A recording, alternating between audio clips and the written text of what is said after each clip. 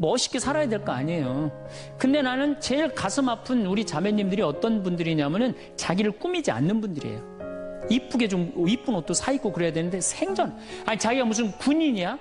집에 있어도 파마를 해도 꼭 철모 뒤집어 쓴 거 딱 1년 내내 풀어지지도 않는 거 쓰고 앉아갖고 그냥 생전 그냥 마누라라는 게 그냥 맵시 있는 옷 한 번 제대로 입지도 않고 그럼 남편이 사는 맛이 있어요? 사는 멋이 있어요? 좀 꾸며야죠 본인이. 예쁜 옷도 좀 사서 입고 좀 브릿지도 좀 넣었다가 머리도 그냥 생머리도 했다가 이쪽으로도 묶었다가 저쪽으로도 묶었다가 어느 날 좀 틀어도 올리고 막 이래야지 그냥 남자가 사는 맛도 있고 사는 멋도 있을 거 아니에요. 생전 그냥 옷도 그냥 신부님 옷 맵시가 있어야지 옷을 사 입죠. 그러면 좀 살도 좀 빼시고 그냥 이건 벤지 엉덩이지 구분도 안 되는 그냥 몸매를 가지고 그냥 그러니까 그냥 몸빼바지만 계속 짚고 이 집에 있으면은 어느 남자가 집에서 가고 싶어요. 본인을 꾸미시라는 거예요. 그래서 남자는요 사는 맛도 있고 사는 멋도 있는 거, 멋도 있어야 돼요. 그래서 예쁜 옷. 남편도 좀 꾸며주고 남편도 좀 나비 넥타이도 좀 하고. 남자가 50이 넘으면요 제가 지난 그 미국에 한번 강의를 갔는데 너무 멋있는 부부를 봤어요. 남편이 한 60쯤 돼 보이는데 식사를 같이 하려고 그러는데 남편이 살짝 머리가 벗겨졌더라고요. 근데 부인이 사각모를 탁 저기 뭐 차에 하더라고요. 남편을 바깥에서 만났는데 딱 했는데 부인이 여보 이거 써 탁 씌워주는데 너무 멋있더라고요. 여러분들 앞 백화점에 가갖고 남편 좀 사각모도 좀 멋있는 거 좀 중절모도 멋있는 거 사서 탁 씌우면 얼마나 좋아. 그렇지 않아요? 옷도 이제 50이 넘으면요 단색을 입어야 돼요. 노란색을 입든지 초록색을 입든지 아니면 빨간색을 입든지 그래야지 좀 젊어 보이는데 이거는 그냥 김치국물 떨어져도 안 보이는 체크무늬 사서 입혀갖고 그냥 1년 내내 빨아주지도 않고 그냥 맛도 없고 멋도 없는 거죠. 영상을 라디오처럼 편하게 틀어놓고 들으셔도 좋습니다. 구독과 좋아요, 알람 설정 꾹 눌러주세요. 황창현 신부님의 행복 특강 지금 바로 시작하겠습니다. 또한 영상 후반부에 99%가 모르는 나이 들수록 외모를 가꾸고 신경 쓰면 일어나는 일들도 영상 끝까지 함께 들으시면 삶의 변화가 분명히 생깁니다. 참예수님, 지난주에 이어서 계속 외로움에 대한 얘기를 하고 있습니다. 우리 인간들은 사실은 사랑이 없을 때 외롭죠. 근데 여러분들 자식이 부모를 사랑하는 게 클까요? 부모가 자식을 사랑하는 게 클까요? 제가 다녀보면요 다 부모가 자식을 사랑하는 게 크다고 착각하고 있어요. 근데 3살, 4살, 5살 때만 애들에도 누가 더 부모를 사랑하느냐면 자식이 더 부모를 사랑한대요. 왜냐하면 여러분들 3살, 4살, 5살 된 아이들은 누구밖에 없어요? 엄마밖에 없잖아요. 그래갖고 그냥 엄마 치마 붙잡고 그냥 온 데를 다 따라다니잖아요. 근데 엄마는 그때 아이 모임에도 나가야 되고 그냥 여기저기 다녀야 되는데 그냥 딸, 아들이 그냥 계속 매달려 있으면 귀찮아요, 안 귀찮아요? 귀찮을 때 있죠? 그래서 한마디 해도 얜 잠도 없냐고 좀 가서 좀 자라고 그래도 그냥 계속. 그러니까 아이가 엄마 아빠를 너무너무 좋아해. 엄마 아빠하고 같이 있고 싶어. 근데 누가 밀어내기 시작하냐면 부모가 밀어내기 시작하는 거예요. 언제까지 밀어내냐면 초등학교 6학년 때까지 계속 밀어내요. 그리고 공부 못한다고 구박까지 해. 밀어내는 것도 모자라서. 그럼 중학교 올라가면 그때부터는 누가 싫어하기 시작해요? 자식이 싫어하기 시작해요. 그래갖고 엄마 아빠를 거절하기 시작해. 근데 엄마 아빠는 똑같은 마음이야. 사랑하는 건 똑같아. 그렇죠? 근데 중학교 올라가면 이놈이 나를 거절하니까 굉장히 섭섭하죠. 그런데 10년 동안 밀어낸 걸 생각해야죠. 10년 동안 같이 아이가 놀아달라고 그럴 때 놀아주고 뭐 매달릴 때 같이 안아주고 눈 마주쳐주고 대화해주고 얘기 들어줬으면은 중학교 올라도 걔는 엄마 아빠 안 미워해요. 그런데 3살서부터 계속 귀찮다고 그러고 자라고 그러고 그냥 뭐 또 때리고 막 공부 못하면 뭐 그냥 네가 그냥 내가 널 낳고 미역국을 끓여 먹고 내가 한심하다고 그러고 그리고 중학교 올라가고 자식이 엄마 막 째려보고 신경질 보고 소리 지르면은 그땐 당황스러운 거예요. 그래서 그런 착각을 하지 마시라는 거예요. 자식이 여러분들을 거절하게 되는 데는 누가 기여를 하는 거예요? 여러분들이 기여를 하는 거예요. 제가 신학교 때 부제 때 매스컴 세미나라는 걸 했는데 그때 어떤 자매가 와갖고 정말 내 눈물을 찔끔 나게 하는 강의를 한 적이 있어요. 이 자매가 아들이 셋 있었대요. 근데 이제 아들이 셋 있는 집은 항상 둘째가 문제예요. 첫째는 첫째라고 잘해주고 막내는 막내라고 잘해주죠. 그렇죠? 둘째는 항상 소외의식을 느껴요. 항상 피해의식을 느낀다고요. 우리 집에도 아들이 셋 있는데 큰아들은 내가 봐도 저 어머니 아버지가 왜 이해가 안 될 정도로 큰아들한테 잘했어요. 잘못해도 다 감싸 안아주고. 이게 큰아들은 대접받는 거죠. 저는 우리 집 막내였는데 저는 정말로 사랑을 많이 받고 자랐어요. 전 중고등학교 다닐 때 내가 신발을 빨아본 적이 없어요. 형들이 다 빨아줬어요. 왜 빨아줬느냐면 안 빨아주면 어머니 아버지가 혼냈으니까 막내 신발 빨게 한다고.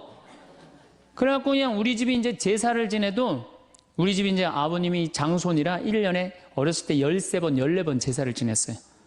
제사를 지내면은 제일 탐나는 게 제사상에 문어다리가 제일 맛있잖아요. 그런데 그냥 큰아들은 큰아들이라고 챙겨주고 막내는 막내라고 알아서 해주는데 둘째 형은 문어다리 차지가 안 가는 거예요. 그래갖고 이제 제사 끝나고 나면 이제 고시리 한다고 그러잖아요. 귀신 마중 나가면은 우리 식구들은 다 나가는데 둘째만 안 따라 나가는 거예요. 왜 안 따라 나가냐면 문어다리 훔치려고. 자기가 훔치지 않으면은 자기 챙겨줄 사람 아무도 없잖아요. 우리 둘째 형은 제사가 지나고 일주일이 지나도 2주일이 지나면 문어다리 물고 다녀요. 자기 어디다 감춰놨는지 모르는데. 그래갖고 제가 지금 얼마 전에 한 2년 전인가 설날 집에를 갔어요. 마침 설날은 제사를 지내니까 가갖고 물어봤어요. 아직도 둘째 형 문어다리 훔치느냐고 그랬더니 형하고 누나가 오늘도 문어다리가 없어졌다는 거예요. 그거 훔친 거지. 그러니까 50이 돼서도 그 어렸을 때 자기가 소외된 거, 피해의식을 보상받고 싶은 거예요. 근데 이 집에 이제 아들이 이제 중학교 3학년, 초등학교 6학년, 초등학교 3학년 세 아이가 있었대요. 근데 마침 그날은 초등학교 6학년 둘째 아들만 집에 있었대요. 그래서 이 자매님이 남편한테 여보, 둘째 아이 좀 데리고 목욕탕에 들어가서 목욕 좀 시키라고. 그래갖고 뭐 아빠도 뭐 집에 있으니까 둘째 아들 이제 목욕을 시킨다고 목욕탕에 들어갔대요. 근데 5분이 지났는데 남편이 얼굴이 새빨개져갖고 막 뛰쳐나왔대. 옷도 제대로 안 입고. 당신 왜 애 목욕 시키라고 했더니 왜 뛰쳐나오냐? 당신 먼저. 여보, 내가 목욕을 하러 들어갔는데 저놈이 이상한 말을 한다는 거예요. 그래서 무슨 말을 하느냐고. 아니 나도 벗고 이제 자기도 이제 둘째 아들도 옷을 벗었는데 딱 옷을 벗었는데 둘째 아들이 눈을 똑바로 뜨고 아버지한테 그러더래요. 아버지도 벗고 나도 벗었으니까 우리 남자 대 남자로 아무것도 안 걸쳤으니까 솔직하게 말 좀 해보자고. 그래서 이놈은 무슨 얘기를 하느냐. 아니 초등학교 6학년 놈이 딱 빨개 벗고 아버지도 벗고 나도 벗었으니까 우리 솔직하게 얘기 좀 해보자고. 그러니까 얼마나 당황스러워요. 그래서 무슨 얘기냐 그랬더니 아버지는 날 정말로 사랑하는 거냐. 무슨 소리냐. 지난 겨울에 아버지가 밤에 두부 심부름 시켰을 때 난 너무너무 밤에 나가는 게 무서웠다. 왜냐하면은 동네에 불량 형들이 걸리면 돈을 뺏고 그래서 난 밤에 나가는 거 너무너무 싫었다. 중학교 3학년 큰형도 있는데 내가 그래서 큰형 왜 안 시키냐고. 그러니까 아버지가 나한테 소리 지르고 나한테 갔다 그래서 내가 울면서 갔다 왔다. 내가 그렇게 무서운데 얼마나 내가 서러웠는지 알았느냐. 그 아버지 나 사랑하는 거냐. 내가 그렇게 마음고생하는 걸 아냐. 뭐 아버지 할 말 없지. 또 아니 내가 구두 닦았을 땐 한 번도 칭찬도 안 하는데 막내가 아버지 구두 닦으면 그렇게 좋아하고 칭찬하고 500원도 주고 그러는데 왜 나는 한 번도 그런 적이 없느냐. 그리고 우리 아들 셋이서 인사할 때 잘 다녀오시라고 그럴 때 내 머리 쓰다듬은 적 있냐. 한 번도 없다. 막내 머리만 쓰다듬어 줬지. 날 사랑하는 거냐. 아들이 그냥 그렇게 물어보는 거예요. 당황스러운 거죠. 부모는 항상 세 아들 다 사랑한다고 그러지만은 자식이 느끼는 건 너무너무 섭섭했던 거죠. 그래서 이 아빠가 너무너무 당황스러워갖고 그랬대요. 나는 너를 너무 믿었기 때문에 심부름도 시킨 거고 난 너를 너무너무 믿었기 때문에 막내 어리니까 이렇게 한 거지. 난 이 셋 중에 너를 너무너무 사랑한다. 그리고 너무 당황스러워서 그냥 옷도 그냥 대충 입고 뛰쳐나온 거예요. 그 자리에서 너무 있기 미안해갖고. 그래갖고 제가 어떻게 하나 보라고 그랬더니 문을 빼꼼히 열고 보니까 아들이 눈에는 눈물이 뚝뚝뚝 떨어지는데 입에는 미소가 있더라는 거예요. 아빠가 날 사랑한다고 그러니까. 그러니까 누가 사랑하는 게 커요? 자식이 부모 사랑하는 게 큰 거예요. 그 사랑을 부모가 까먹고 자꾸 자식한테 못되게 하는 거죠. 그래서 여러분들 정말로 우리가 부모라는 게 중요해요. 아버지가 없는 자식들은 참 힘들어요. 아버지가 없는 자식들은. 여러분들 그 삼국 통일을 한 궁예, 왕건, 견우, 후백제, 거기에 궁예 얘기를 좀 할게요. 궁예가요, 뭐 역사적으로 뭐 확실하진 않지만 47대나 48대 경문왕 아들이었대요. 이 셋 중에 제일 난 사람이에요. 왕건은 귀족 아들이고 견우는 평민 아들이야. 근데 궁예는 왕의 아들이었어요. 근데 아버지 없이 자랍니다. 아버지 없이 자라요. 아버지 없이 자라는 사람들은요, 심리학자들이 얘기를 하기를 1살서부터 3살 때까지 가장 중요하대요. 이때 아버지 엄마가 안아주고 뽀뽀해주고 엄마 아빠라고 그럴 때 격려해주고 기저귀 갈아주고 이럴 때 아이들은 뭐가 생기느냐 하면 신뢰심이 생긴대요. 세상은 믿을 만한 데다. 그리고 그냥 아이가 막 걸을 때 옆에서 박수 쳐주고 걸음 뛸 때 그럼 아이들이요, 그 굉장히 심리적으로 안정감을 준다는 거예요. 그런데 이때 아버지가 없는 아이들은 심리적으로 굉장히 불안하다는 거예요. 여러분들, 이 아빠가 아이들 이 목마 태워주면은 애들 좋아해요, 안 좋아해요? 좋아하죠? 그런데 아빠 키가 1m 70이고 애가 50cm면 2m 20이에요. 그 꼭대기에 올라가고 또 애는 아빠 머리를 잡고 막 깔깔깔 까르르 넘어가지 않아요? 좋아갖고 아빠 머리를 잡고 걔는 무의식 속에 이런 생각을 갖는데요. 세상은 이렇게 높아도 믿을 만한 데다. 이 든든한 아버지가 있으니까. 그런 믿음이 생긴다는 거예요. 그런데 궁예는 그랬던 경험이 한 번도 없었던 거야. 그러니까 나중에는 사람을 의심을 하기 시작하는 거예요. 의심하기 시작하는 거예요. 그래갖고 나중에 관심법이라는 걸 개발해요. 그래갖고 네가 의심하는지 안 의심하는지 내가 안다. 그래갖고 그냥 신하들도 그냥 의심도 안 하는데 너 의심한다고 그러고 죽이고, 결국 누구까지 죽여요? 자기 부인하고 아들까지 죽여요. 그리고 마지막으로 쓸쓸한 최후를 맞이해요. 신부님, 나는 우리 남편이 일찍 죽어갖고 우리 애들 그냥 혼자 키웠는데 너무 섭섭합니다. 아버지 없이도 훌륭하게 자라는 사람 간혹 있어요. 그게 누구냐면 오바마가 아버지 없이 자라잖아요. 할머니 손에서 얼마나 훌륭해요. 그렇죠? 그러나 일반적으로 보면은 그렇다는 거예요. 아버지가 굉장히 중요한데, 근데 슬픈 거는 우리나라는 아버지가 있어도 없는 것 같아요. 아버지가 있어도 애는 학원 다니냐고 그냥 정신 팔려가고 아버지는 돈 번다고 해갖고 서로 사랑을 쌀 시간이 없는 거, 서로 사랑을 쌀 시간. 그런데 이 아버지와 끈이 굉장히 기가 막힌 분이 한 분 계세요. 아버지와 자식 사랑이 아주 두터운 분이 한 분 계세요. 그분이 누구냐면 바로 예수님이에요. 예수님처럼 아버지와 사랑이 깊은 사람이 없어요. 여러분들, 세례받을 당시 예수님이 물 위에 올라오시자 마르코복음 1장 11절에 뭐라고 그러냐면 너는 내가 사랑하는 아들, 내 마음에 드는 아들이다 라고 하느님 아버지께서 아들을 얼마나 사랑하는지 확인시켜줘요. 그 마태복음 11장 25절 27절을 보면은 아버지, 하늘과 땅의 주님, 지혜롭다는 자들과 슬기롭다는 자들에게는 이것을 감추시고 철부지들에게는 드러내 보이시니 아버지 감사드립니다. 그렇습니다. 아버지의 선하신 뜻이 이렇게 이루어졌습니다. 나는 아버지께서는 모든 것을 나에게 넘겨주셨습니다. 그래서 아버지 외에는 아무도 아들을 알지 못합니다. 또 아들 외에는, 그리고 그가 아버지를 드러내 보여주려는 사람 외에는 아무도 아버지를 알지 못합니다. 그냥 예수님 입만 열면 아버지 얘기를 해요. 입만 열면은. 또 하느님 아버지도 아들한테 각별한 사랑을 해. 거룩한 변모 마태복음 17장 보면은 이렇게 얘기해요. 이는 내가 사랑하는 아들, 내 마음에 드는 아들이니 너희는 그의 말을 들어라. 그러니까 예수님도 아버지를 사랑하고 아버지 하느님도 누구를 사랑해요? 예수님. 그러니까 하늘에 새도 보금자리가 있고 여우도 굴이 있지만 사람의 아들은 머리 둘 곳조차 없다라고 굉장히 고독하셨음에도 불구하고 그 고독을 누구 때문에 극복했을까요? 하느님 아버지와 철저한 사랑의 끈으로 그걸 극복한 거예요. 여러분들 자식들이 세상 살아가기 힘들다 하더라도 그 든든한 아버지가 있는 자식들은요, 극복해 나가요.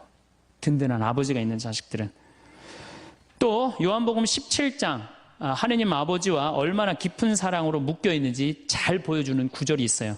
아버지, 세상이 생기기 전에 제가 아버지 앞에서 누리던 그 영광으로 이제 다시 아버지 앞에서 저를 영광스럽게 해주십시오.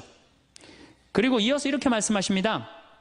아버지, 아버지께서 제 안에 계시고 제가 아버지 안에 있듯이 그들도 우리 안에 있게 해주십시오. 난 이 구조를 보면요, 가슴이 떨려요. 여러분들 자식 중에 아버지한테 아버지 안에 내가 있고 내 안에 아버지가 있어, 이렇게 말하는 자식들이 있어요? 그런 고백을 할 수 있는 자식이 몇 명이나 될까요? 아버지 안에 내가 있고 내 안에 아버지가 있다. 예수님은 이렇게 아버지를 사랑했던 거예요. 의로우신 아버지, 세상은 아버지를 알지 못하였지만 저는 아버지를 알고 있습니다. 저는 그들에게 아버지 이름을 알려주었고 앞으로도 알려주겠습니다. 아버지께서 저를 사랑하신 그 사랑이 그들 안에 있고 저도 그들 안에 있게 하려는 것입니다. 예수님은 그 말씀을 하고 난 다음에 유다의 배반으로 붙잡히세요.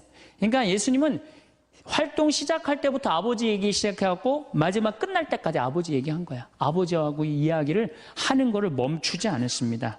그리고 겟세마니 동산에서도 아버지와 끈끈한 사랑을 보여주시죠.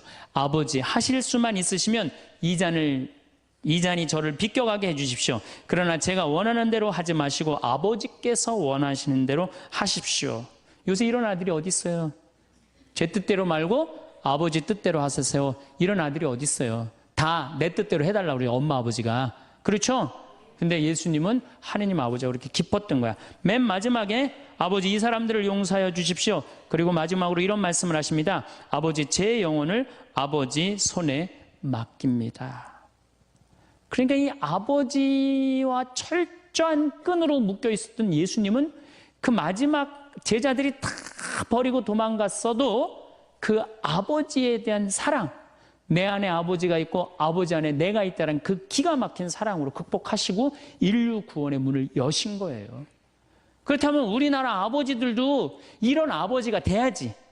자식들한테 이런 아버지가 돼야 되는데 이런 아버지가 과연 몇이나 있느냐. 저는 다행히 우리 아버지를 참 잘 만났어요. 전 참 아버지를 좋아해요. 나는 어렸을 때 추억이 아버지하고 매일 토요일날 일요일만 되면 산에 가갖고 도토리 따고 밤 줍고 또 내가 망보고 아버지가 대추나무 올라가고 막 서리하고 막 이런 거 많이 했어요. 예. 그래갖고 막 걸려갖고 막 대추밭 주인한테 막 욕먹으면 그냥 얘는 누구냐고 그러면 우리 막내 아들이라고 그러면 그냥 막내 아들 데리고 좋은 거 가르쳐 준다고 그냥. 그리고 어렸을 때 아버지하고 추억 중에 웅덩이가 있어요. 웅덩이. 거기에 퍼내면 그 미꾸라지. 그 진흙 안에 미꾸라지 그걸 잡아내는 정말 그런 추억들이요. 그러니까 지금도 80이 된 아버지를 보면 행복한 거예요. 그리고 시간만 되면 그 아버지 보러 가고 싶고. 그러니까 이제는 효도는 없어요. 뭐만 남아있어? 사랑만 남아있는 거예요. 추억만 남아있는 거예요. 자식하고 얼마나 좋은 시간을 많이 가졌느냐에 따라서 늙었을 때 안 외롭다는 거예요. 어렸을 때 자식하고 한 번도 놀아준 적이 없어. 10살 때까지 놀아줘야 된다는 거예요. 근데 10살 때까지 한 번도 놀아준 적이 없으면은 자식이 늙은 부모들 한 번도 같이 안 놀아준다 이거예요. 그러니까 늙어서 외로운 거는 자식이 못 돼서가 아니라 누가 싸놓은 업보야? 그렇죠. 그러니까 섭섭할 필요 없어요. 자, 그렇다면은 사랑이 없는 엄마, 사랑이 없는 아버지, 엄마도 없고 아버지도 없는 이 세대는 외로울 수밖에 없어요. 그리고 그들은 어차피 떠나게 돼 있어요. 그렇다면 여러분들 옆에 남아있는 건 누구밖에 없어요? 남편. 그렇죠. 50살에 자식들 떠나면 50부터 100살까지 여러분들 옆에 남아있을 수 있는 유일한 사람은 남편밖에 없어요. 근데 여러분들 그 남편한테 잘해요? 옛날에는요, 부모한테 자식이 전부였어요. 왜 옛날에는 부모한테 자식이 전부였느냐면 20살에 결혼해갖고 내가 40살이 되면은 자식이 20살이 돼요. 그러면은 대개 50살까지 밖에 못 살았어요. 그럼 자식이 몇 년 효도하면 되냐면 10년만 효도하면 돼요. 그러면 알아서 죽어줘 주니까. 그러니까 옛날엔 자식이 부모한테 애절해서 안 애절했어요? 애절했어요. 그리고 20살 먹은 아들이 왜 50살 먹은 부모한테 죽지 말라고 왜 그렇게 손가락 깨물어서 입에 단지해주고 허벅지 살 잘라갖고 울며 불며 죽지 말라고 그랬을까요? 20살 된 이 아들은 동생이 17살, 14살, 11살, 8살, 5살, 2살 동생이 줄줄이 있는 거야. 근데 엄마 아빠가 지금 죽으면 이거 누가 키워야 돼? 자기가 키워야 되니까 죽지 말라 그러는 거예요. 죽어도 이거 누구까지 다 키우고 죽어? 막내까지 키우고 죽어라 이거야. 근데 만약에 우리 엄마 아버지가 막내까지 다 키웠다? 그럼 엄마 아버지 나이가 60이 되는 거예요. 그래서 60까지 산 부모한테 너무 고맙다고 차려준 잔치가 환갑잔치예요. 근데 이 환갑진갑 다 받아먹고 갈 생각을 해요, 안 해요? 안 하잖아요. 이게 큰 문제예요. 그러니까 자식이 모시다가 지치는 거예요. 그러니까 부모 60, 70부터는요 부모 관심 없어요. 그러면은 50 넘어서는 누가 옆에 있어요? 남편밖에 없어요. 여러분들 지금 우리나라 100살 이상이 몇 명이냐면 2,500명이에요. 100살 이상이. 90세 이상이 몇 명이냐면 9만 명이에요. 80세 이상은 몇 명이냐면 80만 명이에요. 70세 이상은 몇 명이냐면 240만 명이에요. 그러니까 이제 안 죽어. 안 죽어요. 여기 죄송하지만 60세 넘으신 분들 손 들어보세요. 손 들어 괜찮아요. 이게 문제라는 거예요, 이게. 자식은 이미 떠나 있고 50 넘었고 60 넘어갖고는 누가 옆에 있어요? 남편밖에 없어요. 그러면은 자식한테 잘해야 됩니까? 남편한테 잘해야 됩니까? 남편한테 잘해야 돼요. 우리나라는요 안사람 바깥사람 제도가 있어요. 그래갖고 안사람은 집에서 애 놓다 죽고 바깥사람 바깥에서 돈 벌다 죽었어요. 근데 이게 의술이 좋고 영양이 좋고 고생을 안 하다 보니까 바깥사람이 50이 넘어도 안 죽는 거야. 안 죽어갖고 직장에서 쫓겨나갖고 집안에 들어와서 안사람이 돼버려요. 딱 안방에 이제 들어앉아 있는 거죠. 예. 근데 집안에 들어와갖고 부인 일을 도와주면 좋은데 도와줘요, 안 도와줘요? 안 도와주고 그냥 할 일 없으니까 마누라 하는 일 챙겨내, 안 챙겨내요? 챙겨내죠? 이게 미치는 거지, 그때부터. 젊었을 때는 맛있는 거 차려놓고 여보 일찍 들어와. 그래도 생전 안 들어오더니 이제 50 넘어서면 굳이 집에 안 들어와도 되는데 때 따라 철 따라 집에 들어오네. 그러니까 여러분들이 자식들 품에 안하고 키울 때는 외로운지 몰라요. 그렇죠? 자식 떠나고 나면은 체인징 파트너를 해요. 이쁜 자식은 떠나고 쭈글쭈글한 남편이 돌아오는 거야. 그런데 50부터 110살까지 살려면은 젊었을 때 같이 여행 다니는 추억도 있어야 되고 젊었을 때 사랑도 쌓여 있어야지 50 넘어갔고 100살까지 그 추억 먹고 살 거 아니에요. 근데 그런 추억이 하나도 없어. 그 50 넘어갖고 와갖고 그냥 잔소리만 하고 그냥 그러면은 그 남편이 싫은 거예요. 그러니까 서로 한 집에 살지만은 각방 따로 쓰고 외롭게 사는 거죠. 그래도 여러분들은 괜찮아요. 여러분들은, 우리 신부들은요 진짜 불쌍해요. 생각을 해봐요. 20살에 신학교 들어갔어요. 그래서 30에 신부 돼요. 그래갖고 옛날엔 75세 은퇴였어요. 75세 은퇴. 75세는 그래도 괜찮았어요. 은퇴하고 그냥 거의 바로 이제 세상 떠나시니까 요즘 70세로 은퇴가 내려왔어요. 그리고 이제 65세로 내린대요. 65세 은퇴해도 된다. 이렇게 내린대. 왜? 서울교구 우리 보좌 신부님들 뭐 10년, 12년, 13년 하잖아요. 그러니까 빨리 은퇴할 사람 빨리 하고 보좌들 빨리 본당 내보내야 되니까 빨리 은퇴해라 이거야.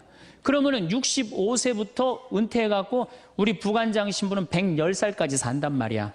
그러면은 20살에 신학교 들어갖고 65세까지 45년 혼자 살아.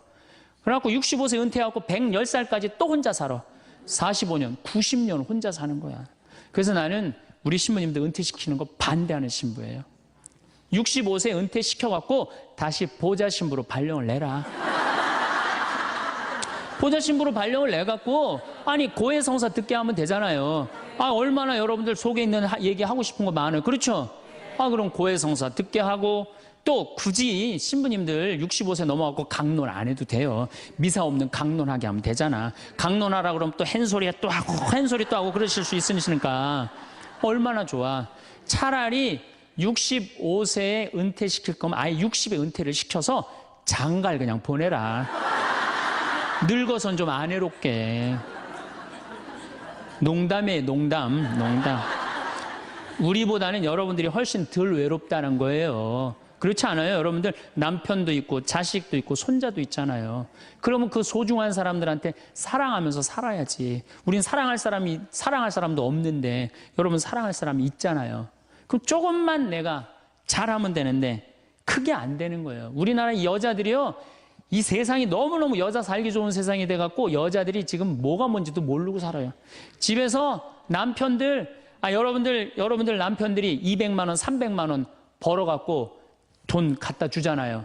여러분들 길 지나가다 보면은 여러분들 10,000원 주는 사람 있어요? 지나가는 남자가? 없죠? 남편은 200만 원, 300만 원 한 달 뼈 빠지게 갖고 갖다 주잖아요. 그럼 잘해줘야 될 거 아니야. 그렇지 않아요? 그것도 1, 2년 갖다 준 것도 아니고 20년, 30년 갖다 줬으면 잘해줘야 될 거 아니야. 근데 집에서 그런 기가 막힌 남편 왕대접 해줘요? 개 다음으로 대접해. 개 다음으로.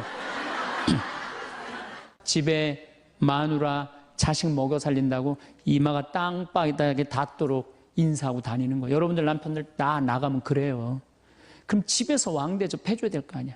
집에서도 왕대접 못 받아, 직장에서도 왕대접 못 받아. 어디 가면 왕대접 받아요? 룸사롱 가면 왕대접 받아요. 룸사롱 가면은 막 그냥 가슴이 볼랑말랑한 옷 입고 그냥 여자들이 그냥 허벅지 트어진 치마 입고 그냥 머리도 그냥 생머리 싹 하고 그냥 사장님 오셨느냐고 그냥 팔짱도 끼고 그냥 술도 따라주고 그냥 또 그냥 안주 드시라고 그냥 땅콩 오징어 말아갖고 입에 막 넣어주고. 얼마나. 그러니까 30만 원, 40만 원 쓰는 게 안 아까운 거예요. 대한민국의 룸사롱으로 남자를 몰아내는 건 누가 몰아내는 거냐? 여자들이 난 몰아낸다고 생각해요. 여자들이. 마누라라는 게 아침에 출근할 때 보면 막 사자머리를 해갖고 막 귀신 눈을 해갖고 그냥 여보 다녀와 그냥 다녀오게 하고 난 다음에 다녀오라고 그래야지. 예쁘게 차려입고 문 입구에서 여보 다녀와. 그러면 내가 이렇게 이쁜 마누라 있는 집에 돌아와야 돼. 그런 마음으로 나가서 일할 거 아니야. 사자머리 밥도 제대로 안 챙겨주고 그냥 다녀오라고 그러면. 또 대한민국 남자들은 또 착해요. 또 다녀오랜다고 저녁에 여보 나 다녀왔어. 예. 근데 아직도 그냥 사자머리를 하고 그냥 테레비 보고 앉아있으면 어느 남자가 집에 들어가고 싶겠어요. 그렇지 않겠어요? 그래서요, 사람은요, 부부는요, 사는 맛이 있어야 돼요. 사는 맛이. 50이 넘으면요, 남자가 테스토스테론은 없고 에스트로겐만 있어요. 여성 호르몬이 자꾸 나와요. 그래서 성적인 능력이 사라져요. 성적인 능력이 사라지니까 50 넘은 남자들은 무슨 낙으로 사느냐면 먹는 낙으로 사는 거예요. 먹는 낙으로. 그냥 50만 되면 말하는 거 좋아하고 먹는 거 좋아한단 말이야. 근데 이 남자는 50이 넘으면 먹는 걸 좋아하는데 50이 넘은 여자는 이 세상에서 제일 하기 싫은 게 밥이야, 밥.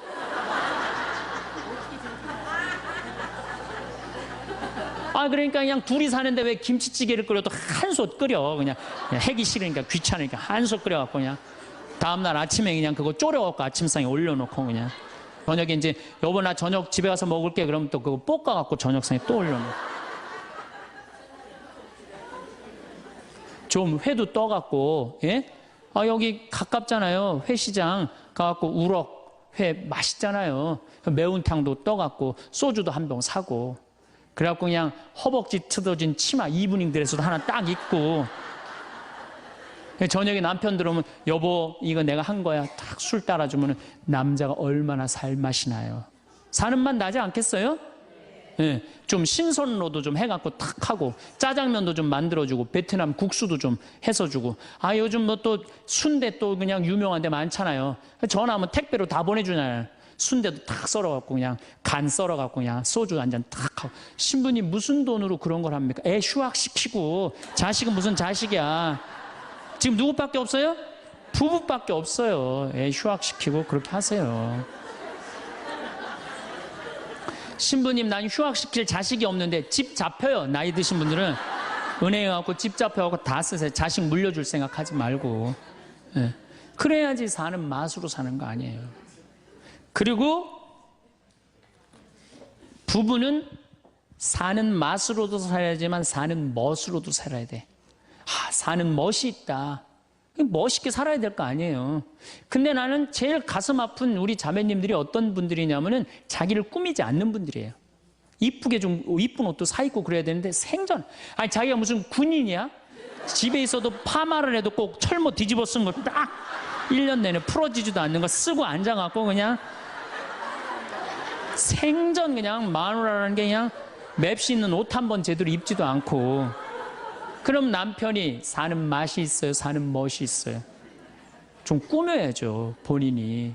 예쁜 옷도 좀 사서 입고, 좀 브릿지도 좀 넣었다가, 머리도 그냥 생머리도 했다가, 이쪽으로도 묶었다가, 저쪽으로도 묶었다가, 어느 날 좀 틀어도 올리고, 막 이래야지 그냥 남자가 사는 맛도 있고, 사는 멋도 있을 거 아니에요. 생전 그냥, 옷도 그냥, 신부님, 맵시가 있어야지 옷을 사 입죠. 그러면 좀 살도 좀 빼시고. 그냥 이건 벤지 엉덩이지 구분도 안 되는 그냥 몸매를 가지고 그러니까 그냥 몸빼바지만 계속 짚고 이 집에 있으면은 어느 남자가 집에서 가고 싶어요. 본인을 꾸미시라는 거예요. 그래서 남자는요, 사는 맛도 있고 사는 멋도 있는 거, 멋도 있어야 돼요. 그래서 예쁜 옷. 남편도 좀 꾸며주고, 남편도 좀 나비 넥타이도 좀 하고. 남자가 50이 넘으면요, 제가 지난 그 미국에 한번 강의를 갔는데 너무 멋있는 부부를 봤어요. 남편이 한 60쯤 돼 보이는데 식사를 같이 하려고 그러는데 남편이 살짝 머리가 벗겨졌더라고요. 근데 부인이 사각모를 탁 저기 차에 하더라고요. 남편을 바깥에서 만났는데 딱 했는데 부인이 여보 이거 써. 탁 씌워주는데 너무 멋있더라고요. 여러분들 앞 백화점에 가갖고 남편 좀 사각모도 좀 멋있는 거 좀 중절모도 멋있는 거 사서 탁 씌우면 얼마나 좋아. 그렇지 않아요? 옷도 이제 50이 넘으면요, 단색을 입어야 돼요. 노란색을 입든지, 초록색을 입든지, 아니면 빨간색을 입든지, 그래야지 좀 젊어 보이는데, 이거는 그냥 김치 국물 떨어져도 안 보이는 체크무늬 사서 입혀갖고 그냥 1년 내내 빨아주지도 않고 그냥 맛도 없고 멋도 없는 거죠. 그래서 좀 무슨 돈으로 애 휴학시키고, 자식은 무슨 자식이에요. 여러분들 이제 50이 넘어가갖고요, 여러분들의 유일한 동반자는 누구밖에 없다? 남편밖에 없다. 그럼 남편한테 잘해줘야죠. 그냥 50이 넘으면 또 남자들도 문제는 문제예요. 이 남자는 50이 넘어가면 친구가 없어져요. 오로지 방에만 있는 거, 집에만. 근데 여자는 바뀌어, 또 성격이 바뀌어. 50이 넘으면 친구가 너무 많아. 그냥 맨날 만나러 나가야 되는데 그냥 이 남자고 여자고 이제 서로 힘든 거죠. 또 그냥 50, 60 넘은 남자들은 씻지도 않아. 그냥 냄새 나고 그냥 이러니까 그냥 남편 옆에 가까이 가기도 싫은 거죠. 예. 근데 이 부부가요, 서로 애인같이 살아야 돼요. 우리 자매님들 자기를 애인같이 꾸며야 돼요. 그래갖고 언제든지 집에서도 깔끔하고 예쁘게 차려입으면 남자가 기분이 좋잖아요. 집도 좀 화분도 좀 예쁜 거 좀 해놓고, 여행도 좀 다니고, 둘이 공연도 좀 가고, 극장도 좀 보러 다니고, 이래야지 그냥 사는 맛도 나고 사는 멋도 날 거 아니에요. 그래서 제발 좀 성지순례 좀 가세요. 제가 여러분들한테 꼭 부탁하고 싶은 거는, 옛날에 중세시대는요, 성제 집 다 팔아 갖고 갔어요. 다 팔아서 그냥 예루살렘 가는 걸로 끝나는 거예요. 거기서 죽어도 여한이 없다고. 그러니까 여러분들도 예수님 어제 복음에 자케오 얘기 나왔죠? 그 예리고 얼마나 좋아요. 그리고 그냥 갈릴레아도 좀 호수도 가보고 얼마나 좋아요. 신부님 무슨 돈으로? 휴학시키고 그 돈이면 충분해요. 한번 갔다 오면은요, 신앙이 틀려지거든요.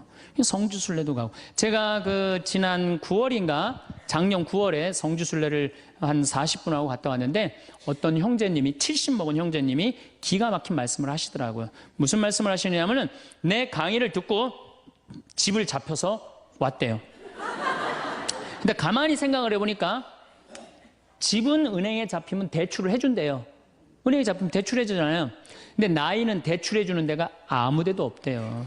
여러분들 누가 나이 대출해줘? 한 살이라도 더 먹기 전에, 다리에 힘 풀리기 전에 갔다 오셔요. 그리고 내가 성주순례를 가면은 너무 행복해하는 거, 자매님들이. 그래갖고 나는 은혜 받아갖고 성제 갖고 그냥 성령을 충만히 받아갖고 10일 동안 저렇게 행복하고 그냥 은총에 그냥 가득한 줄 알았더니 12일 동안 밥을 안 하잖아, 밥을.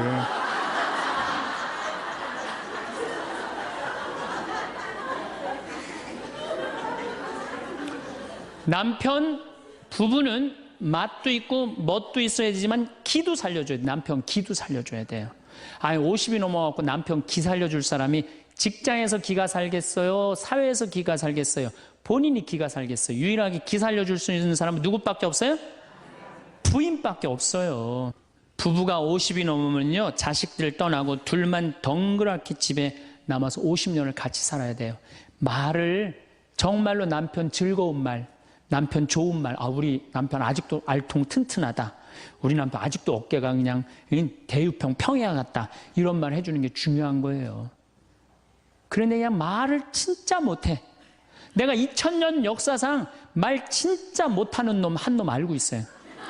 어떤 놈 진짜 말 못하느냐면은 십자가상 예수님 십자가 위에 매달렸을 때 왼편의 강도, 진짜 말 못하는 놈이에요. 그놈 이제 십자가 매달렸어, 너무 아파, 자기도 이제 죽기 일보 직전이고 옆에 구세주라는 사람도 옆에 있단 말이야. 그러니까 그냥 이 사람이 막 분이 치밀었나 봐요. 야, 네가 무슨 구세주냐, 네가 구세주라면 너도 살리고 나도 살려봐라, 너도 죽는 주제에 무슨 구세주냐, 막 욕을 해댄 거예요. 그러니까 예수님이 그냥 매달려갖고 아파 죽겠는데 이놈이 이상한 소리 하니까 대꾸도 안 해요. 대꾸도 안 해. 성서 보면은 그냥 가만히 계세요. 근데 내가 2000년 역사상 진짜 말 잘하는 사람 한 사람 알고 있어요. 그게 누구냐면 오른편 강도예요. 얼마나 말을 잘하느냐면은 그렇게 얘기를 하니까 이 왼편에 있는 강도를 혼내요. 야, 이놈아, 니놈하고 나는 죽어도 싸, 강도 짓을 했으니까. 근데 저분이야말로 무슨 죄가 있어, 가난한 사람, 병든 사람 함께 해주고 인간 사랑하신 분인데, 그리고 이 강도가 한마디 해요. 주님, 마지막 날에 저를 기억해 주십시오. 그러니까 그냥 예수님이 왼편에 있는 놈한테는 대답도 안 하던 예수님이 그렇게 아파도 오른편에 있는 강도한테 한마디 해요. 너야말로 오늘 나와 낙원에 들 것이다. 이 말 한마디 잘한 바람에 그냥 예수님하고 1호로 천당에 올라간 사람 아니야. 그렇지 않아요? 루카복음 23장에 나오는 얘기예요. 루카복음에. 그러니까 여러분들 남편 칭찬을 해주세요. 남편. 얼마 전에 제가 우리 동창 신부 아버님이 돌아가셔서 장례미사를 갔는데, 마침 그날 어떤 동탄에 있는 본당 총회장님이 은퇴 신부님 10분을 초대해갖고 식사, 보고 초대를 했어요. 부인이 보고 요리를 할 줄 알아갖고. 그래갖고 이제 그 집에 가고 보고를 먹는데, 신부님들, 은퇴 신부님들 보니까 머리가 다 벗겨진 거야, 다. 머리가 다 벗겨져갖고 있더라고요. 근데 내가 그날 마침 이제 장례미사를 해갖고 우리 주교님을 뵀는데, 우리 주교님은 그래도 머리가 많이 나셔갖고 모자를 앞에다 쓰신 거야. 그래갖고 참 보기가 좋더라고요. 주교님이 아주 얼굴이 하얀이 선비같이 생기셨거든요. 그래서 내가 저녁 먹으면서 신부님들은 이렇게 머리가 벗겨졌는데 우리 주교님은 아직도 머리가 나셔갖고 모자를 앞에다 쓰는데 참 보기 좋더라고. 그랬더니 은퇴 신부님 10분이 황 신부 주교님한테 가갖고 샴푸 못 쓰는지 좀 알아봐 달라고 막 그러더라고요. 그런데 우리 식사를 한 총회장님, 그 동탄의 총회장님이, 신부님, 저는 40부터 머리가 완전히 벗겨졌는데 한 번도 머리 벗겨진 것 때문에 스트레스 받은 적이 없다는 거예요. 그게 무슨 소리냐? 그랬더니 자기 부인이 40에 본당 사목 임원이었는데 사목회를 하고 집에 들어오면 막 짜증을 내고 들어온대요. 그 문을 열고 딱 한다는 부인이 첫 입을 열어서 하는 소리가 답답해 죽을 뻔했다고. 여보, 사목회가 그렇게 답답해? 그러면 그 부인이 그런데, 여보, 나는 사목회를 하는데 60이 먹은 그 본당의 회장님들이 머리가 빽빽하게 꽉 차 있으면은 그 머리를 보고 회의를 하면 가슴이 답답하다는 거야. 그리고 이제 자기 남편을 보고, 머리가 완전히 대머리인 남편을 보고 한마디 한대요. 이제야 가슴이 뻥 뚫린다고. 이게 얼마나 남편을 기를 살려주는 말이에요.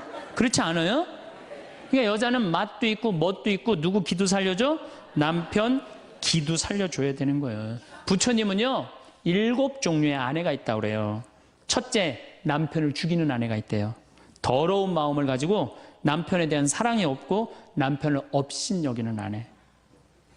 아내가 권력 있으면 남편이 모든 것을 참고 침묵하기 때문에 그 참느냐고 빨리 죽는데요. 남편을 죽이는 아내가 있대요. 두 번째는 도둑과 같은 아내가 있대. 남편이 힘들게 돈 벌어 갖고 오면은 그거 그냥 막 써갖고 그냥 살림살이 엉망으로 하는 아내. 도둑과 같은 아내. 셋째, 주인과 같은 아내. 주인 행세하는 거죠. 그래갖고 그냥 자기는 일 안 하고 남편 막 시키는 주인과 같은 아내가 있고. 그 다음에 네 번째는 어머니와 같은 아내가 있대요. 항상 남편을 사랑하며 자식 대하는 것처럼 남편을 보호해주는 아내가 있대요. 그 다음에 누이 동생과 같은 아내. 남편을 섬기기를 당하고 자매와 같은 귀여움을 떨고 애교를 떠는 그런 누이 동생과 같은 오빠 하면서 그런 아내가 있다는 거예요. 그 다음에 친구 같은 아내가 있다는 거예요. 직장에서 마치고 피곤해서 돌아오면은 남편을 반가이 맞이해주고 술 한잔을 하면서 하루를 이야기를 나누는 친구 같은 아내. 그 다음에 이건 시대에 좀 안 맞지만은 종과 같은 아내, 남편을 극진히 섬기는 아내가 있다는 거예요. 여러분들은 이 7번째 중에 몇 번째에 들어가세요?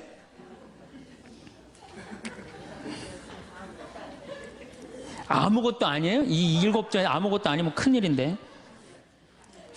근데 우리나라 남자들도 문제예요. 사실은 이 부인한테 참 잘해야 되거든요. 자기 믿고 따라온 사람이 얼마나 귀하게 해야 돼. 근데 우리나라 남자들 참 부인한테 말 못해요. 정말 이쁘다고 말 한마디 해주면 얼마나 좋아. 여자는요 1년 365일 365가지 방법으로 이쁘다는 소리를 듣고 싶어 한대요. 오늘같이 이렇게 태양이 찬란한 날은 여보 저 찬란한 태양처럼 당신 오늘 너무 이뻐.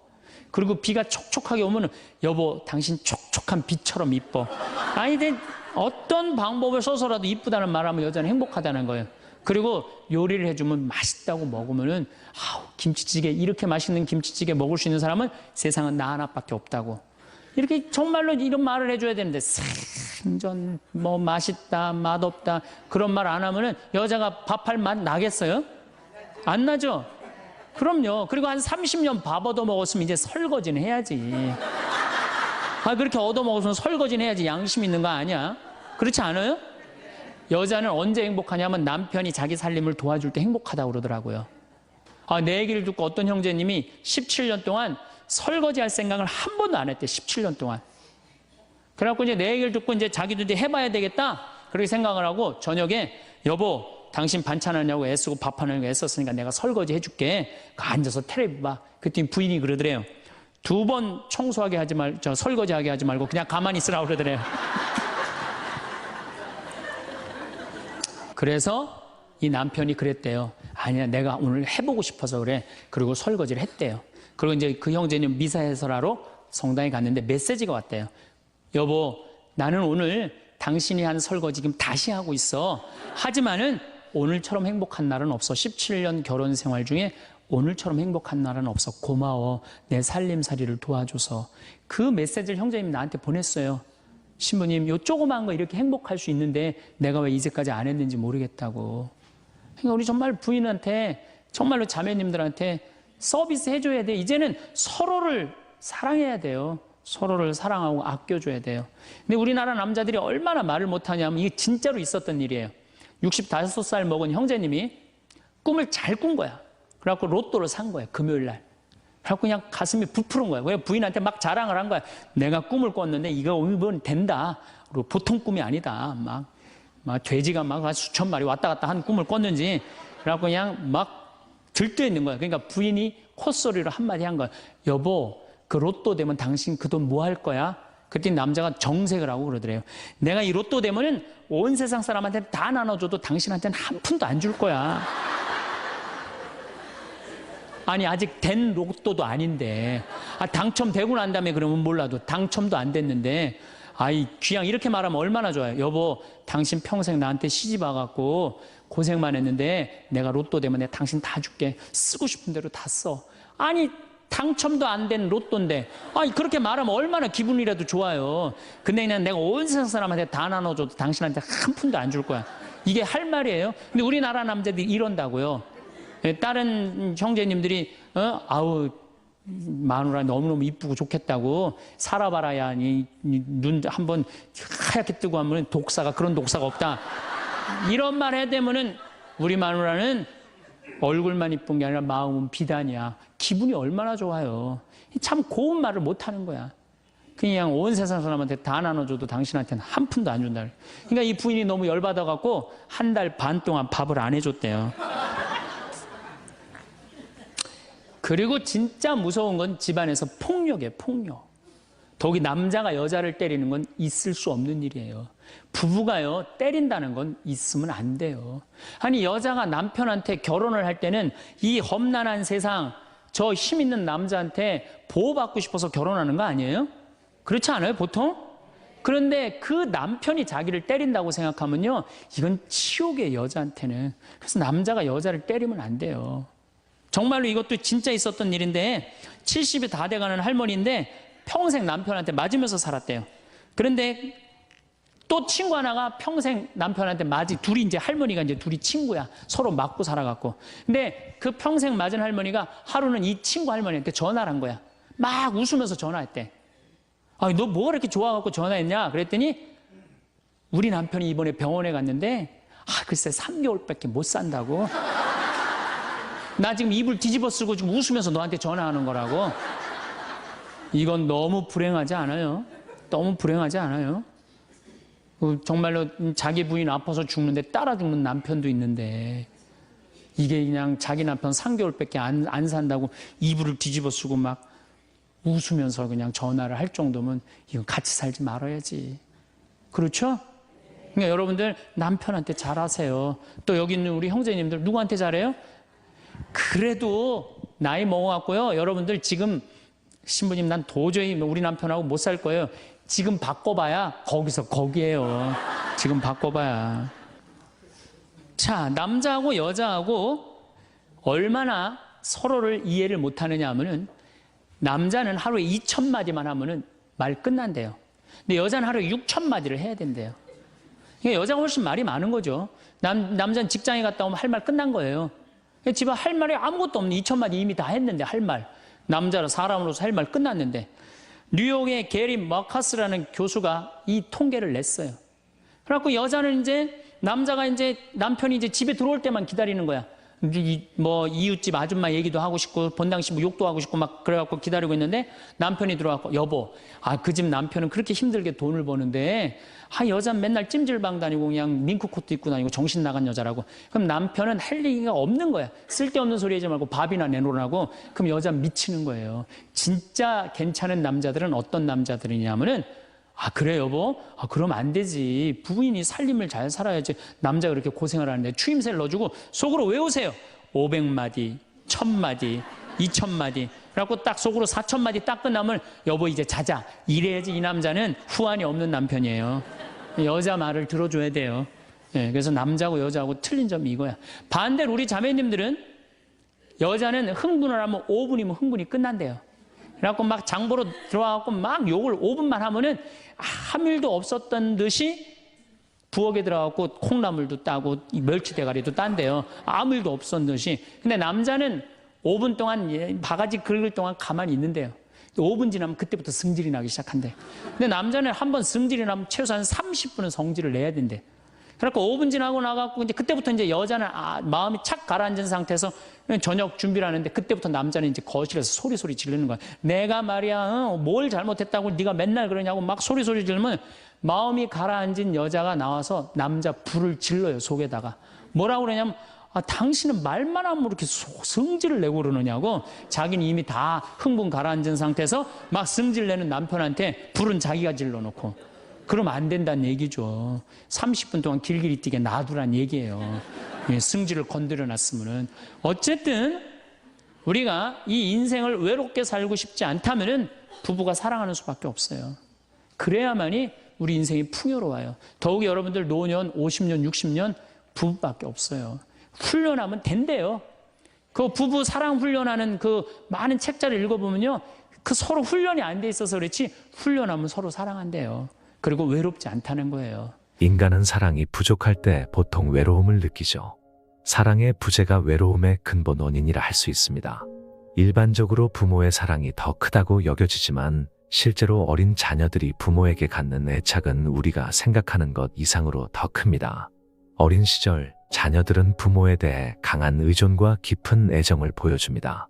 이 시기에 부모는 자녀에게 전 세상과도 같아 아이들은 부모의 사랑과 보호를 갈망하며 부모 곁을 떠나고 싶어 하지 않습니다. 특히 3살에서 5살 사이의 어린이들은 부모에 대한 애착이 매우 강해 어디를 가든 부모의 치마폭을 잡고 따라다니곤 합니다. 하지만 아이들이 자라면서 이러한 태도는 변하기 시작합니다.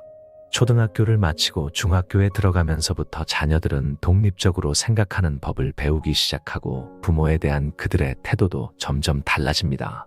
이러한 변화는 자연스러운 성장의 일부이지만 때때로 부모의 과도한 기대나 압박이 자녀들이 부모를 밀어내는 원인이 되기도 합니다. 이처럼 성장 과정에서 자녀들의 부모에 대한 태도가 어떻게 변하는지 그 원인과 배경을 자세히 살펴보면서 우리는 부모와 자녀 관계의 복잡성을 더 잘 이해하게 됩니다. 역사적 인물인 궁예와 왕건을 통해 아버지의 중요성을 다시 한번 말씀합니다. 궁예, 왕건, 견훤은 모두 다른 배경에서 자랐으며 특히 궁예는 아버지 없이 자란 것으로 알려져 있습니다. 이러한 배경은 그의 행동과 결정에 큰 영향을 미쳤으며 심리학적으로 볼 때 아버지의 부재는 그의 심리에 매우 큰 영향을 주었습니다. 심리학자들은 아버지의 역할이 아이들에게 안정감과 신뢰감을 제공하는데 매우 중요하다고 강조합니다. 예를 들어 아이들이 걷거나 달릴 때 아버지가 옆에서 박수를 치고 격려해주면 이는 아이들에게 심리적 안정감을 제공하고 세상을 믿을 수 있는 곳으로 인식하게 만듭니다. 반면 궁예와 같은 역사적 인물이 겪은 아버지의 부재는 그가 남들을 쉽게 신뢰하지 못하고 의심하게 만드는 주된 요인이 되었습니다. 아버지의 역할이 어린이의 심리적 발달에 얼마나 결정적인 영향을 미치는지 신부님은 말씀합니다. 노년에 접어들면서 부부 사이에서 서로에 대한 사랑과 지지의 기대는 커집니다. 이 시기에 부부는 서로의 유일한 동반자가 되며 이로 인해 서로에 대한 의존도가 높아집니다. 그렇기 때문에 어떻게 서로를 지지하고 사랑을 표현하는지가 더욱 중요해집니다. 사랑을 유지하고 강화하는 방법으로는 일상에서의 작은 친절과 배려, 함께 시간을 보내며 추억을 만드는 것이 중요합니다. 부부가 서로에게 기대하는 사랑과 관심은 일상 속 작은 행동에서 나타납니다. 예를 들어 서로의 취미를 존중하거나 상대방의 이야기에 귀 기울이는 것이 사랑을 표현하는 방법입니다. 또한 함께 새로운 활동을 시작하거나 여행을 가는 것도 노년의 관계를 강화하는 좋은 방법입니다.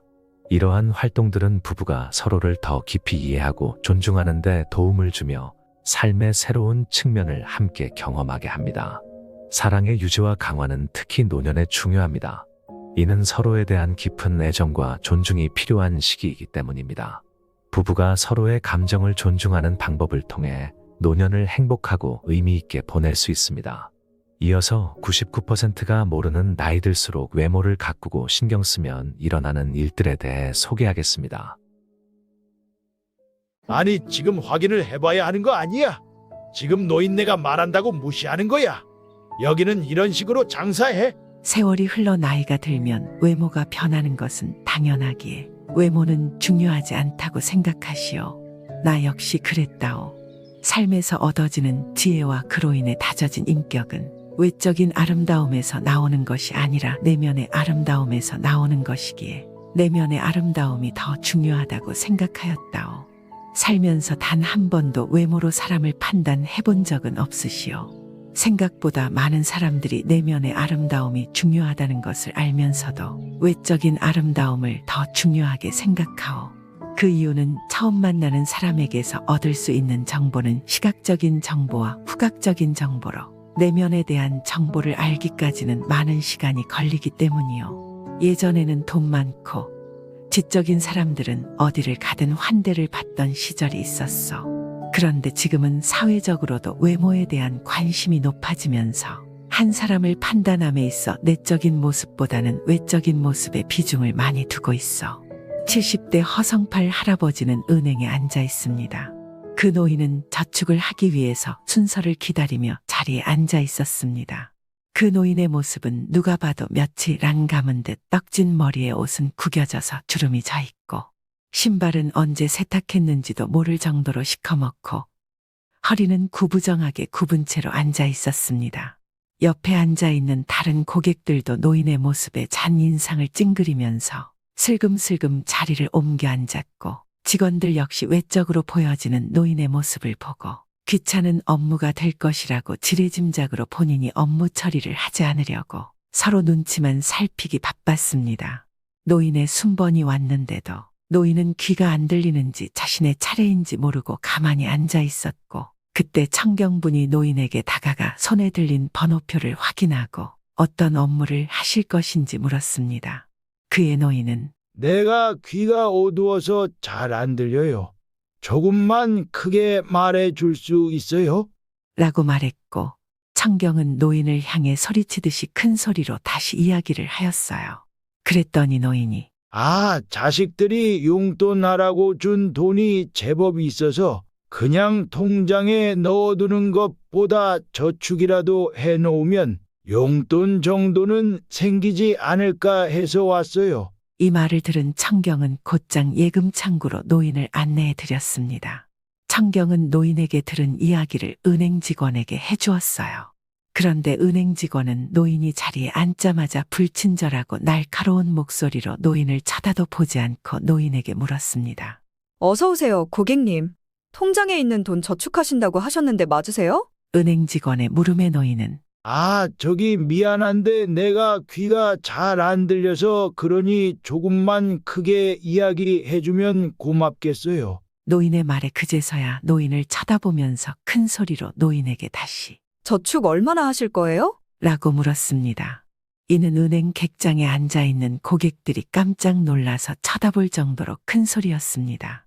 노인은 통장을 보여주면서 여기 있는 돈 전부 해주면 되겠어요. 라고 대답을 하셨고 은행 직원은 노인의 통장을 받으며 노인을 위아래로 훑었고 저축을 해봤자 얼마나 하겠어 라고 생각하며 통장을 펼쳐보았습니다.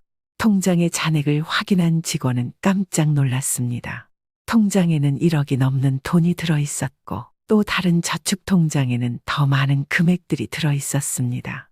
은행 직원은 자신의 편견으로 고액 예금 고객님을 놓칠세라 급 자세를 고쳐 앉으면서 노인에게 친절한 목소리로 상품에 대해서 설명을 해주기 시작하였습니다.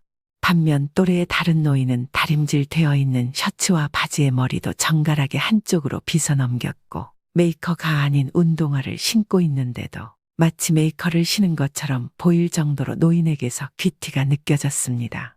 은행 창구에서 업무를 보는 도중 노인에게 은행 직원은 아버님, 어쩜 이렇게 멋지게 나이가 드셨어요? 자녀분들은 좋으시겠어요.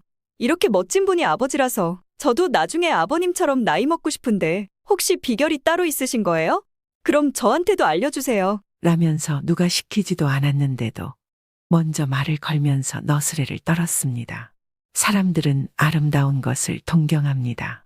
심리학 연구에 따르면 외모가 매력적인 사람들의 겉모습만 보고 그 사람에 대해서 능력 있고 친절하고 정직하고 지적인 사람일 것이라고 생각하고 판단하는 경향이 있다고 합니다. 그래서 기업에서 물건을 판매할 때 연예인을 이용하여 제품을 홍보를 하고 이는 매출 상승 효과를 본다고 합니다. 그만큼 사람들은 무언가를 판단할 때 외모를 중요시하는 것을 알 수 있습니다. 세월이 흘러 외모가 바뀌는 것은 어느 누구도 막을 수는 없습니다. 하지만 외모에 대한 관심과 노력으로 지금과 전혀 다른 삶을 살아갈 수 있습니다. 외모만 바뀐다고 삶 자체가 바뀐다는 건 말도 안 된다고 생각할 수 있겠지만 우리는 평소 외모로 인해서 알게 모르게 차별 대우를 받은 적이 있었을 것입니다.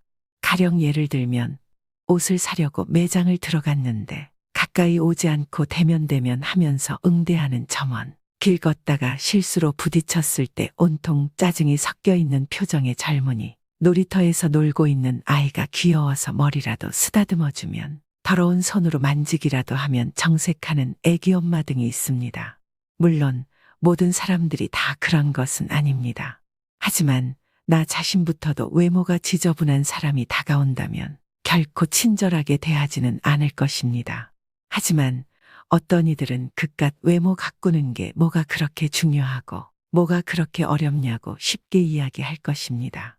하지만 외모에 대한 관심과 노력이 많이 필요하기 때문에 자신에 대한 존중과 사랑이 없으면 이는 불가능합니다.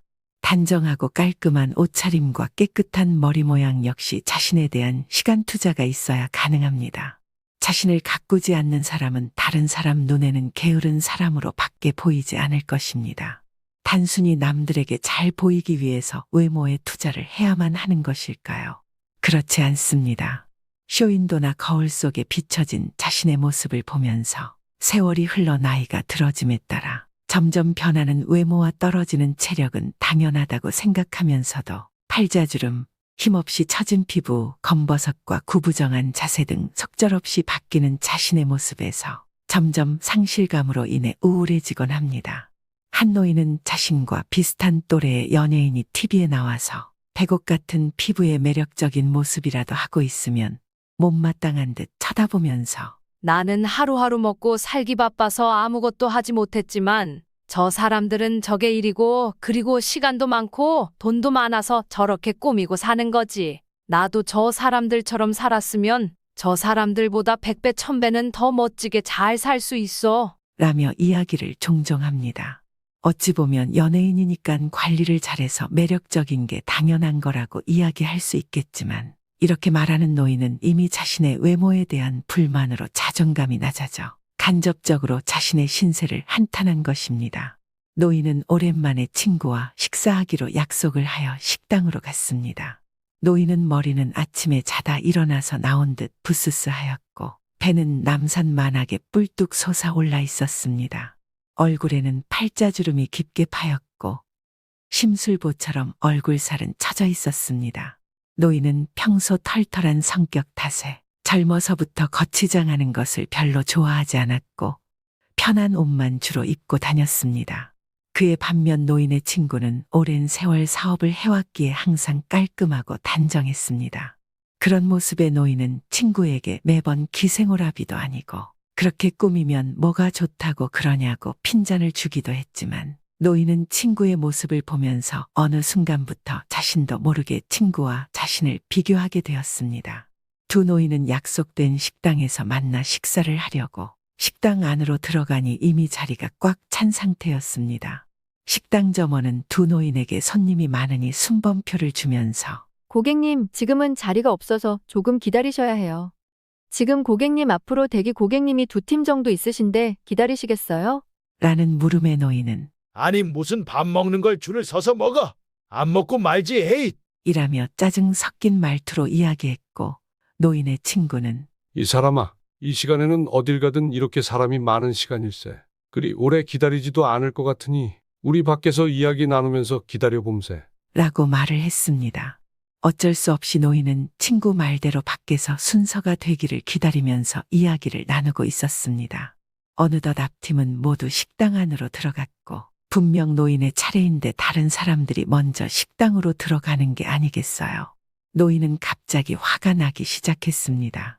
분명 노인의 차례인데 다른 사람을 들여보낸 것에 대해서 자신들을 무시한다는 생각이 들었고 불쾌한 목소리로 식당 점원에게 그 아가씨 우리보다 늦게 들어온 사람들이 우리보다 일찍 들어간 것 같은데 순서를 제대로 부르는 거 맞아요. 지금 얼마나 오래 기다렸는 줄 알기나 해요. 나 원참 밥 한 끼 먹기를 줄을 서지를 않나 새치기를 당하지를 않나 제대로 확인 좀 해봐요. 라는 말에 식당 점원은 제가 지금 잘 체크하고 있고 아직 고객님의 차례가 되지 않으셨어요. 차례 되시면 불러드릴 거예요. 라고 확인도 제대로 하지 않은 채 말만 하고 자리를 피해버렸습니다. 노인은 식당 점원이 확인도 안 하고 자리를 피한 행동이 자신을 무시하는 것 같아서 더 불쾌해졌습니다. 그래서 노인은 더 큰 소리로 식당 점원을 불렀습니다. 아니 지금 확인을 해봐야 하는 거 아니야? 지금 노인네가 말한다고 무시하는 거야. 여기는 이런 식으로 장사해? 라며 노인이 화를 냈고 그제서야 식당 점원은 순번을 확인해 주었습니다. 그런데 노인의 말대로 순서가 바뀌어 있었습니다. 식당 점원은 화들짝 놀라 고객님, 정말 죄송합니다. 순서가 바뀌셨네요. 최대한 빠르게 자리 안내해드리겠습니다. 정말 죄송합니다. 라며 정중히 사과를 하였습니다. 이에 노인의 친구는 여기가 맛집이라고 하더니 손님이 엄청 많긴 하네요. 그래요, 바쁘면 그럴 수도 있죠. 어쨌든 잘못된 거 확인했으니 되었어요. 라고 이야기를 했습니다. 이에 식당 점원은 이렇게 이해해 주셔서 감사드립니다. 제대로 확인했어야 하는데 조금만 더 기다려주시면 최대한 빠르게 모시겠습니다. 라고 이야기를 하였습니다.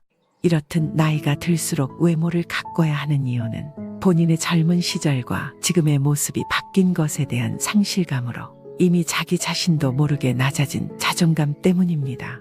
자존감이 낮은 사람은 자그마한 일에도 자신이 다른 사람과 차별을 받고 있다고 생각하게 되고 이로 인한 자격지심으로 다른 사람의 행동 하나하나가 자신을 무시하는 행동으로 보여지게 될 수 있습니다.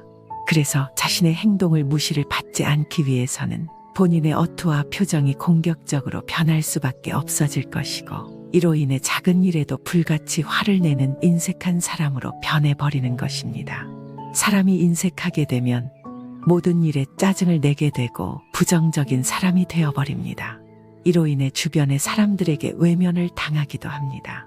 이로써 외모를 가꾸는 것은 자신의 인생을 적극적으로 살아가고 세월에 따라 변하는 자신을 보호하고 유지하게 하기 위함입니다. 남들보다 좋은 조건의 몸매를 유지하기 위해 운동을 하고 질 좋은 식단을 챙기고 활기 넘치는 피부 유지를 위해 자외선 차단제를 바르거나 외부 활동 시 시력 보호를 위해 선글라스를 착용하는 등 이 모든 것은 외면을 가꾸기 위함이기도 하지만 내면과도 깊은 연관이 있습니다. 자신의 외모를 가꿈으로써 본인 자신의 외모에 만족을 하게 됩니다. 그러면 자신감이 생기고 자연스럽게 긍정적인 에너지가 뿜어져 나와 자존감이 높아질 것입니다. 이로써 자신의 삶을 바라보는 시각과 마음가짐이 달라지는 것을 느끼게 될 것입니다. 이것은 나이든 노인에게만 해당되는 것은 아닙니다. 젊은 사람들도 마찬가지입니다. 자존감이 높아지면 여유가 생기고 그러면서 자연스럽게 품위가 생기게 될 것입니다. 물론 사람의 역량을 평가할 때는 외모는 능력과 무관합니다. 하지만 우리가 아무리 역량이 뛰어난다고 한들 외모에서 평가받아서 기회조차 주어지지 않는다면 의미가 없는 것입니다. 과거의 부모들은 자식을 뒷바라지하느라 본인의 옷도 제대로 신경 쓰지 못했던 시대를 살아왔습니다. 하지만 입에 풀칠하면서 자식 번듯하게 키워놓으면 그걸로 평가받던 시대에는 외모가 그리 중요하지 않았습니다.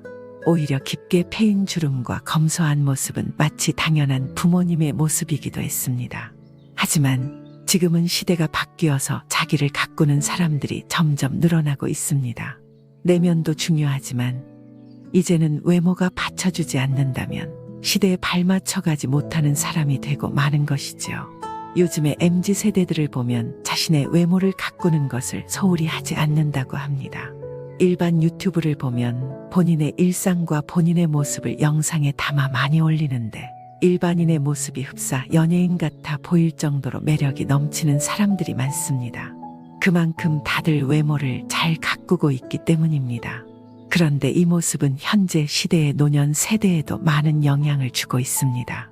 사회, 문화적 맥락에서 타인에 의한 평가, 즉 사회가 요구하는 객관적인 신체 기준에 따라 자신을 대상화하기 때문이라고 합니다.